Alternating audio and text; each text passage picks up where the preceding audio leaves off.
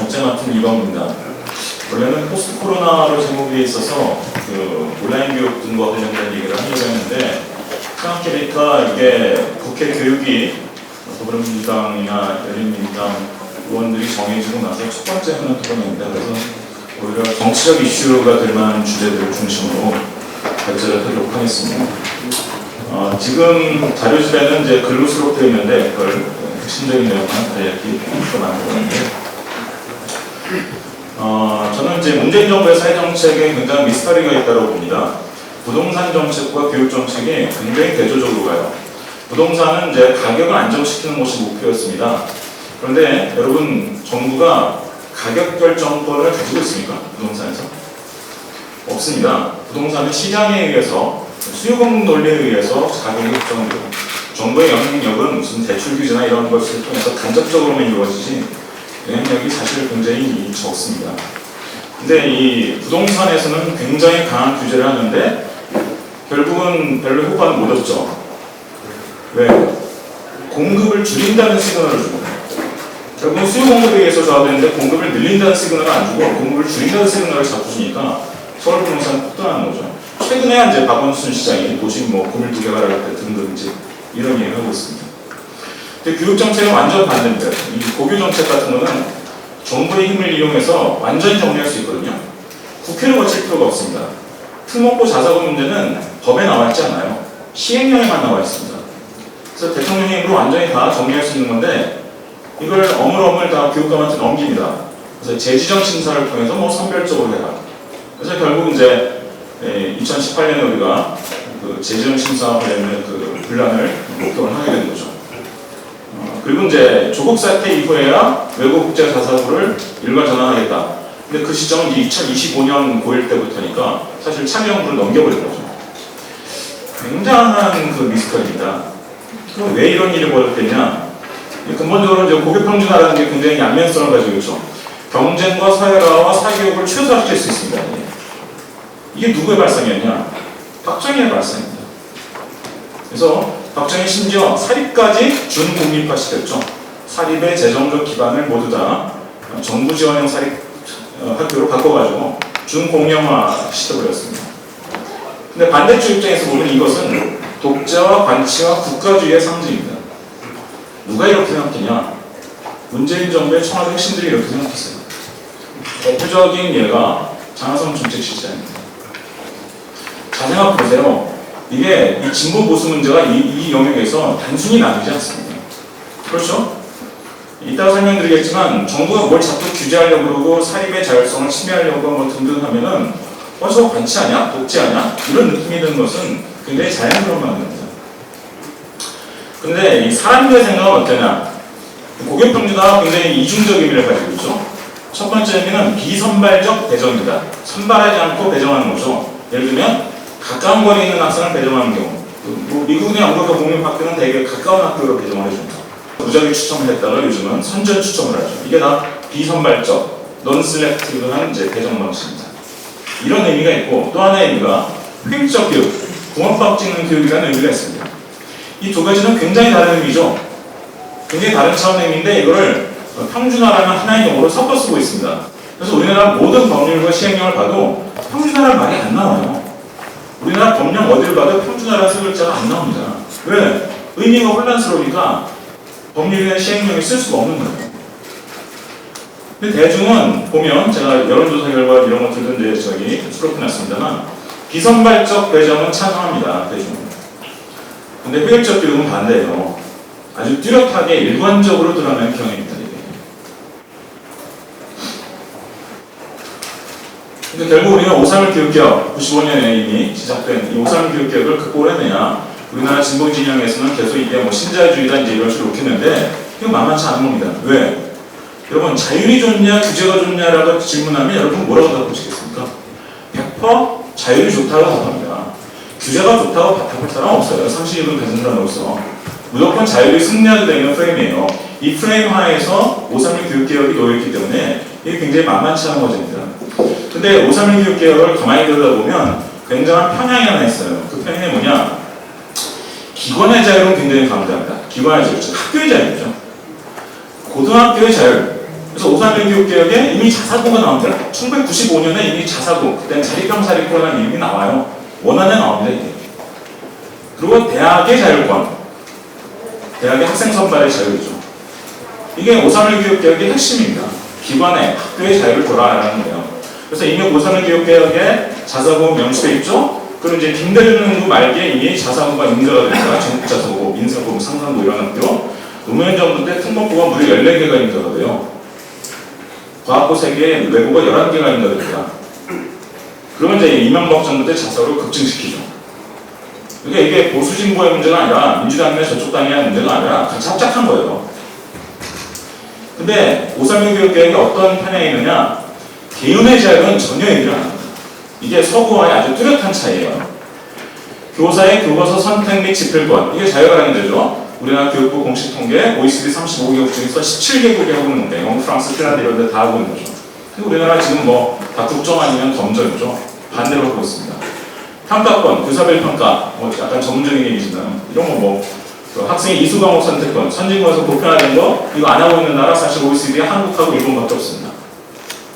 신학기 인사일정, 겨우 뭐 신학년 되기 일주일 전에야 뭐 발령해요. 요즘 좀 앞당겨서 겨우 2, 3주 전에 발령합니다. 또 교육과정 간소화, 그 대강화라고 흔히 얘기하는 거죠. 이런 거 531 교육에 언급이 전혀 없어요. 아주 이상한 조합입니다. 고전적 자유주의, 신자유주의를 구분하는 게 어렵죠. 뭐 하이애트나 프리드만의 책을 읽어봐도 어디까지 고전적 자유주의고 어디부터 신자유주의인지 구분하기 굉장히 어렵습니다. 근데 한국적 맥락에서는 구분이 굉장히 쉬워요. 이 사람들은 일관적으로 기관의 자유만 옹호해요. 개인의 자유에 대해서 한마디도 하지 않습니다. 이 대표적인 예가 이조 전 장관이 쓴 평준화를 넘어 다양화로라는 책이죠. 2006년에 나옵니다. 그래서 이게 이 MB 이후에 이 교육 정책의 기조가 됩니다. 근데 사실 우리나라 진보 쪽도 상당히 닮은 모양새를 보이죠. 기관의 자유를 가지고 이것도 어떻게 할까? 뜨거운 감자 마냥 늘 어찌할 줄 모르면서 개인의 자유를 넓히는 정책은 지난 25년간 531 교육개혁을 둘러오고 25년간 한 번도 제대로 해본 적이 없습니다. 그래서 기관을 규제하자는 거예요. 대중이 원합니다. 쟤들이 선발권 가지고 학생들 뭐 좋은 애들 몇 개 골라뽑기 시작하면 우리 다 줄 서야 되고 경쟁해야 되고 사교육도 심해진다는 걸 알고 있단 말이에요. 개인에게 자유를 주자는 거죠. 그래서 외국 국제화 자사고는 일반고로 전환하고 왜? 법률 거칠 필요도 없고 시행령으로 하면 되는 거거든요. 고교학점 이제 시행하자는 거죠. 유럽형하고 이제 이 영미형이 있는데 유럽형으로 이미 하고 있는 학교가 있죠. 우리나라에. 충남 삼성고예요. 자사고죠. 영미형으로 이미 하고 있는 이 학교가 있습니다. 이게 이제 서울에 있는 하나고입니다. 역시 자사고죠. 모델이 상당히 다른데 우리나라 교육부는 지금 영미형으로 하겠다라고 지금 해놓고 있는 상황이에요. 근데 이제 지금은 아니죠. 한번 한다고 했다가 2025년으로 미뤄놨습니다. 그래서 저는 문재인 정부에서 보여준 사회정책의 어떤 그 혼란 이런 것들은 굉장히 사상적인 문제라고 봐요. 우리나라 교육 굉장히 포퓰리즘적이죠. 세 가지 포퓰리즘이 있습니다. 첫 번째, 대학을 엄청 늘렸죠. 90년대 이후에. 그래서 대학 진학률 세계 최고 이렇게 만들어놨습니다. 왜 그랬는지 다 아실 겁니다. 두 번째, 낙제가 없어요. 우리나라 OECD에서 고등학교 때 낙제가 없는 유일한 나라예요. 70년대까지 있었다고 합니다. 80년대 이후에 스리대처가 없어졌어요. 그래서 우리나라 미국도 없고 낙제도 없는 OECD의 유일한 나라. 그러니까 학교에 그냥 다니기만 하면 잠을 자도 졸업을 할 수 있는 이런 희한한 나라가 있습니다. 세 번째 포퓰리즘이 뭐냐? 인문계. 고등학교 인문계 비율을 엄청나게 늘린 거예요. 80년대만 해도 인문계 실업계 비율이 5대5였습니다. 지금 8대2예요. OECD에서 지금 최고 수준입니다. 우리나라하고 좀 비슷한 나라도 일본입니다. 근데 우리나라의 인문계 교육과정에 적성에 맞는 애들이 그렇게 많습니까? 그럴 리가 없어요. 왜? 인문계가 영어로 아카데믹이에요. 아카데믹. 학문적이에요. 학문적 교육과정입니다. 학문적 교육과정에 적성에 맞는 애들이 그 해당 인구 중에 그렇게 높은 비율로 존재한다는 것은 믿을 수 없는 얘기입니다. 특목고 자사고 때문에 일반고가 평폐되느냐? 말이 안 된다는 거예요. 서울은 이게 말이에요. 서울은 예상해 보면 한 반당 4명 내지 5명이 이 학교들로 가버립니다. 서울은 자사고가 워낙 많으니까. 근데 이 정도면 상당히 큰 영향을 주는 거죠. 그런데 전국 평균으로는 공부 잘하는 학교 제가 통계 내놨는데 비율이 5%밖에 안 돼요. 그러니까 한 반당 한두 명 차이예요. 그것 때문에 일반고가 황폐가 됩니까? 그러니까 주류라면, 집권 세력이라면 이 문제를 고민을 해야 되는 거죠. 이미 규율 붕괴는 90년대 시작됐습니다. 왜 시작됐을까요? 하나는 이제 문화적 구조화가 있습니다. 풍요와 다양성을 누리면서 자라는 세대인데 체벌과 폭력과 주입식 교육이 난무했어요. 90년대까지만 해도 뭐 당연히 그랬죠. 요즘 좀 많이 나아졌습니다. 그래서 흔히 하는 얘기가 19세기 교실에서 20세기 교사가 21세기 학생을 가르치고 있다. 이런 얘기 많이 했잖아요. 하나가 더 있습니다. 제도적 구조화예요. 15, 17세의 연령 인구 중에서 인문계 교육과정 이수하는 비율이 90년대 50%가 넘어갑니다. 특히 서울 경기는 빨라서요. 서울 경기는 중학교에서 꼴찌로 거의 이제 인문계 고등학교 갈 수 있게. 이름은 살짝 바꿨죠. 일반고라고. 하지만 이 내용적으로는 인문계고입니다. 그래서 학생 적성하고 일반고 교육과정과의 미스매치가 굉장히 중요합니다. 이게 교실 붕괴의 원인이에요. 두 가지 물론 다 중요한 원인인데 두 번째를 놓치면 안 됩니다. 그래서 일반고를 살리기 위해서는 현실적인 해법이 뭐냐? 다른 해법도 있는데 그거 정치적으로 택하기 어렵습니다. 포용적 고교학 존재하자는 거예요. 영국, 미국 왜 참조하자고 했냐? 영국, 미국이 실업계가 없어요. 실업계 커리큘럼을 공식적으로 운영하지 않는 나라가 영국, 미국입니다. 뭐 프로그램 이런 건 있는데 유럽 대륙은 다르죠. 유럽 대륙, 독일, 프랑스, 핀란드 이런 나라들은 모두 다 보케이셔널 커리큘럼이 국가에서 정해서 운영을 하고 있습니다. 근데 우리나라는 이제 보케이셔널 실업계가 있지만 실질적으로 인문계가 굉장히 많고 인문계의 정원을 줄여버리면 정치적으로 대란이 벌어질 겁니다. 그래서 영국, 미국을 참조해서 선택 가능한 과목과 프로그램을 대폭 늘려야 된다는 거예요. 그리고 마지막은 이제 좀 복잡한 얘기에서 이제 발전을 참조하시고 고1부터 선택권 줘야 됩니다. 지금 이제 고격전제 설계된 걸 보면 고2, 심지어 고2 2학기부터 이 선택권 주는 게 대부분인데요. 고1 때부터 선택권 줘야 돼요. 고등학교 현실을 모르는 분들이 지금 계속 그렇게 설계하고 있는 겁니다. 체리 피킹이 뭐냐? 뭐 좋아 보이는 것만 골라 따먹는 거죠. 그 불가능합니다. 박근혜 정부 때 에듀플리틱스라면은 제가 만든 말인데요. 교육정책이 정치에 의해서 좌우되는 현상입니다. 니트가 뭔지 아시죠? 국가영어능력 시험입니다. 이명박 정부 때 거의 다 준비했는데 박근혜 정부 들어서마자 바로 폐기합니다. 왜? 니트에는 뭐가 들어가냐? 영어 읽기 듣기 말고 쓰기 말하기까지 들어갑니다. 쓰기 말하기 평가를 도입한다는 순간 학부모들이 다 학원에 보낼 거고 그래서 실제로 영어 교육업체가 엄청난 선행 투자를 하고 있었어요. 이게 무서워서 사교육 대란이 벌어질까봐 민생고를 걱정해서 박근혜 정부에서 이거 폐기한 거예요. 아무리 좋아 보여도 체리피킹 안 된다는 거예요. 내신 절대평가 이명박 정부 때 다 이제 준비해가지고 중학교는 이제 시행했죠. 2012년부터 고등학교 2014년부터 시행하려고 하다가 박근혜 정부가 딱 4개월 전에 5개월 전에 딱 중단시켜버립니다. 왜? 내신 상대평가를 해야 특목고 자사고 애들이 그나마 좀 불리해지고 강남 애들이 불리해지는데 이거 내신 절대평가로 바꾸면 특목고 자사고 강남으로 쏠리는 게 훨씬 심해지고 강남 집값 오르게 뻔하니까 그냥 정치적인 이유로 중단시켜버린 거예요. 교육적으로는 타당한 조치지만 정치적으로 선택할 수 없는 겁니다. 근데 이 폐쇄적 에듀플리틱스의 마지막 흑역사가 이제 국정교과서 추진한 거죠. 그래서 정치적으로 아주 소수 그룹, 소수의 파워 그룹에서 이런 이제 선택들을 한 겁니다. 근데 마지막 거 국정교과서 추진이야 뭐 여기 있는 계신 분들도 되게 반대하셨겠지만 첫 번째, 두 번째는 반대하기 쉽지 않은 거예요. 문재인 정부 시기에는 에듀플리틱스가 굉장히 참여적, 시민 참여적으로 벌어집니다. 이게 이제 대입 논쟁이죠. 2017년 수능 개편안 1안 2안 내놨다가 엄청난 논란 벌어지고 1년 연기하죠. 2018년에 아시죠? 대입 공론화 엄청난 논란. 그 다음에 2019년 조국 사태 때 엄청난 논란. 그래서 대입을 무려 3년 연속 개편합니다. 이게 문재인 정부에서 한 거예요. 그래서 결국 이제 정시 비중 확대하고 학종 비교과를 축소하거나 2019년에는 아예 이제 그냥 배제해버린다. 이렇게 이제 발표를 하게 되죠.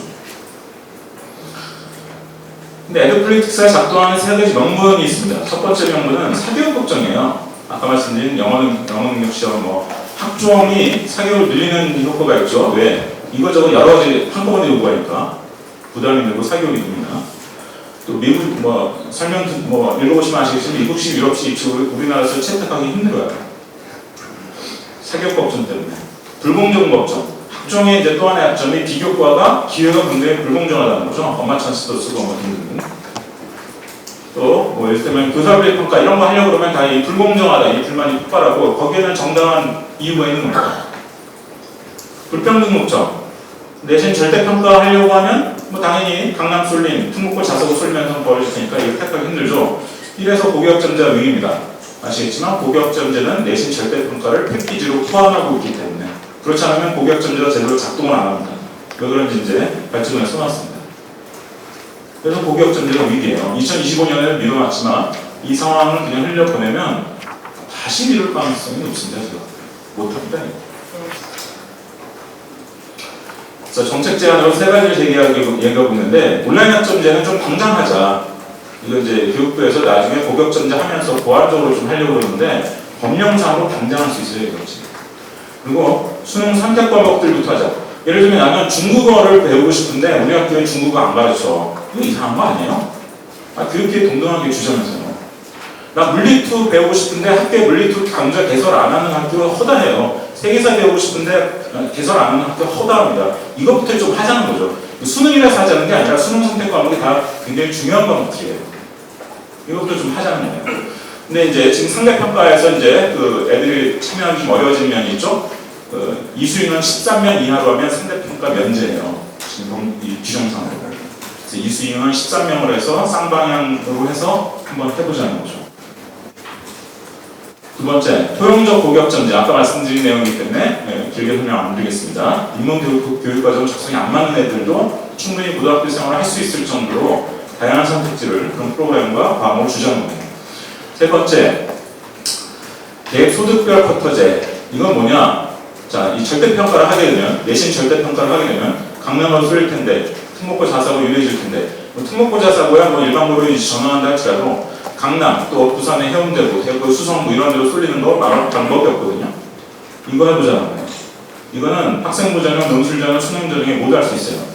쿼터를 이렇게 한 예를 들어 100명을 뽑으면 소득 1, 2분위에서 10명 먼저 뽑고 3, 4분위에서 또 10명 뽑고 5, 6분위에서 7, 8분위에서 90분위에서 10명씩 뽑아서 50명을 뽑고 나머지는 소득분위 상관없이 기존 방식대로 뽑자는 거예요. 이를테면 이게 수능이다. 그러면 수능 점수대를 줄 세워서 1, 2분위 이렇게 분위별로 뽑고 나서 그 다음에 나머지 50%는 나머지 학생들, 안 뽑힌 학생들 줄 세워서 그냥 뽑자는 겁니다. 근데 이게 지역별 쿼터제도 하면 좋은데요. 지역별 쿼터제는 설계가 잘 안 나옵니다. 굉장히 복잡해져요. 설계가 굉장히 어려워집니다. 소득별 쿼터제가 그나마 좀 설계가 간단해서 해볼 만한 대안입니다. 이러면 고교학점제 좀 할 수 있을 것 같다라는 생각이 드는 거죠. 마지막으로 2022년이 언제냐? 차기 대선입니다. 차기 대선까지 이제 지금 우리 국회 이제 전반기를 보내게 되는데 우리는 좀 몇 가지 좀 명심할 것들을 이 대중참여적 에듀플리틱스가 불가피한 대세라는 거예요. 이 3년간의 개인 논증은 진보 보수 구도가 아니에요. 전문가 대중 구도예요. 여러분 그 리얼미터 이런 데 여론조사 보면요 진보층이 정시 더 선호합니다. 보수층보다. 그 수시 선호하는 비율이 제일 높은 게 저 자유한국당, 뭐 지금 뭐 통합당 지지자예요. 그 다음에 민주당 지지자고 그 다음에 정의당 지지자입니다. 수시 선호하는 비율이. 그러니까 이게 진보 보수 문제가 아니에요. 이상하게 그렇게 포장되어 있는데 그렇지 않습니다. 전문가 대중구도예요. 전문가들이 소수의 전문가들이 알아서 니들끼리 이렇게 결정하지 말라는 겁니다. 대중의 가치 기준을 수용하겠다는 거예요. 이거 불가피한 대세입니다. 받아들여야 됩니다. 이게 옳고 그르고 따질 문제가 아니라는 거예요. 할수록 공정함의 요구가 강해진다. 여러분 인구공 사태, 인천국제공항 왜 난리 났는지 아십니까? 이정규직 정규직이 그렇게 격차가 크기 때문이에요. 격차가 엄청 큰데 나는 어렵게 노력해가지고 저 정규직 됐는데 쟤는 뭐 스리슬쩍은 뭐 물론 어폐가 있는 표현이지만 정규직 때문에 불공정한 거예요. 자, 우리가 대학을 한번 보죠. 학생에 대한 투입하는 교육비 이거 공시대자료입니다. 서울대 무려 1년에 4,400만 원 써요. 연세대 3,100만 원 씁니다. 한양대 2,100만 원, 중앙대 1,500만 원. 전국대로 왜 쓰느냐? 지방 거점 공대 중에 제일 높아요. 전국대가 1,700만 원. 최하위 대학은 4년 예정이 좀 800만 원 씁니다. 도대체 몇백 퍼센트 차이 나는 겁니까?